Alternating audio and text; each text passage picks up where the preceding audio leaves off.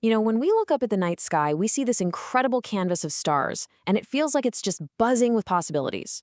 But what if the most important truth isn't what we see, but what we don't hear?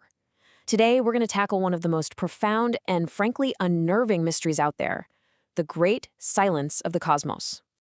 It all boils down to this one simple question. Where is everybody? It's what the physicist Enrico Fermi famously asked, and it's the heart of what we now call the Fermi Paradox. It sounds almost childishly simple, but trust me, it points to a deep, unsettling contradiction about our place in the universe. Because look, if you just run the numbers, the universe should be anything but silent. Take this number, 200 billion trillion, and that's a conservative guess for how many stars are in the observable universe. With a number that mind-bogglingly huge, the odds for life and intelligent life should be overwhelming. And yet, we hear nothing. We see nothing. Just silence. This quote from Robin Hanson just hits the nail on the head. Our galaxy alone should be a bustling metropolis of advanced civilizations. It should be colonized from end to end. Instead, what we find is this eerie, profound emptiness.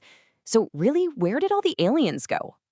So to even begin to investigate a mystery this big, scientists needed a place to start. They needed a framework, right?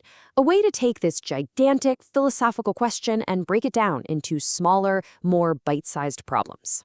And this is what they came up with: the Drake equation. Now, it's really important to understand this isn't meant to give us one single perfect answer. Think of it more like a tool. It's a way to organize our ignorance and estimate the chances of finding someone out there we could actually talk to right now, just in our own galaxy. The best way to think about it is like a series of cosmic filters. You start with all the stars in the Milky Way. Okay, now filter for how many of those have planets. Got it? Now, how many of those planets have planets in that sweet spot, the Goldilocks zone, where water isn't frozen or boiled away? And from there, the filters get so much tougher. On which of those planets does life actually spark into existence? And then, where does it evolve intelligence? Then, where does it build something we can actually detect? And finally, and this might be the most important filter of all, how long does that civilization stick around before it, vanishes? But here's the catch.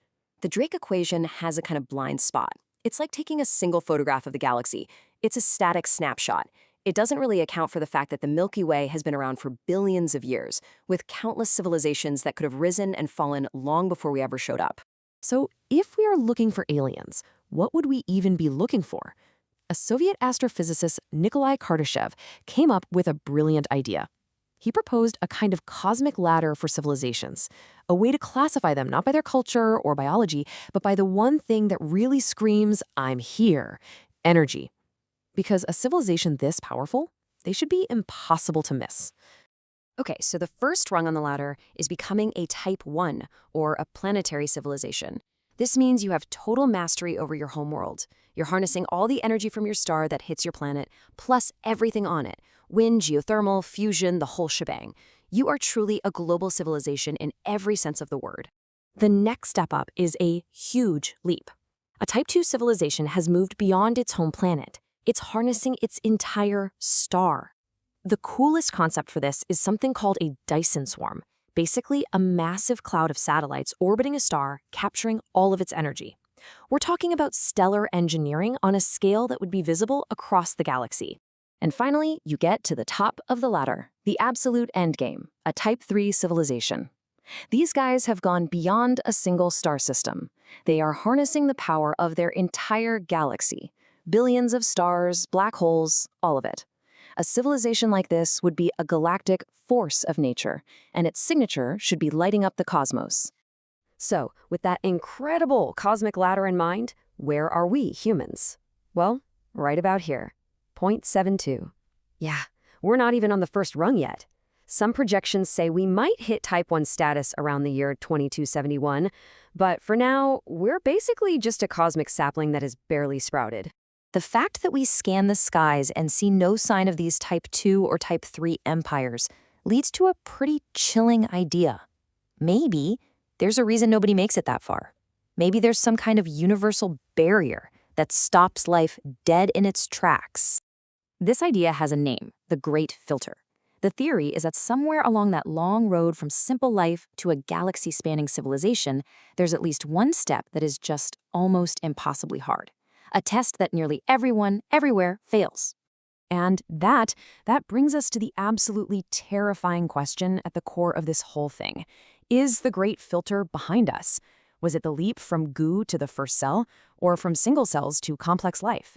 That would be great news. Or is the hardest test still to come? Because if life is common out there, it means the filter is almost certainly in our future. And that makes the cosmic silence a very, very bad omen for us. Okay, but what if it's not some big, scary barrier? What if the problem is much simpler? What if it's all just bad timing? This is a whole different way of looking at the paradox. So this other theory is all about cosmic history. See, models of our galaxy show that star formation and the creation of nice habitable planets actually peaked billions of years ago. Statistical models like one from Claudio Macone even suggest the absolute best time for civilizations to emerge was somewhere between 5 and 7 billion years ago. We literally just showed up. We are the cosmic newcomers. So what this really means is the great silence might not be an empty room. It might just be a room where the party's already over, and we've just walked in as they're cleaning up. We weren't born at the dawn of intelligence in the galaxy. We may have been born in its twilight. Most civilizations might have already come and gone. Now, according to Macone's model, there might be a few survivors left. He guesses maybe around 2,000 dynamic civilizations, but they're not going to be easy to spot. They're probably long past the point of shouting into the void. To survive for billions of years, you'd get really, really good at being efficient, thermodynamically quiet, and basically cloaking yourself from observation. If you want to live for a long time, you learn to be hard to see. So look, whether we're facing a great filter or we're just alone in the galactic twilight, the ultimate question really is the same. What's next for us? What's our final exam? This right here, this is the dream. This is humanity getting its act together, solving its big problems, and taking that first huge step to becoming a Type 1 planetary civilization. It's a future where we reach for the stars, maybe starting around 2271 and aiming for Type 2 status sometime after the year 3200. And then there's the nightmare.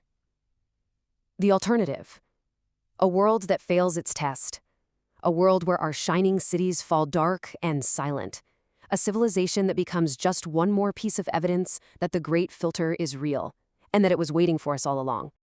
And the potential filters on our horizon, well, they're all challenges we've made for ourselves.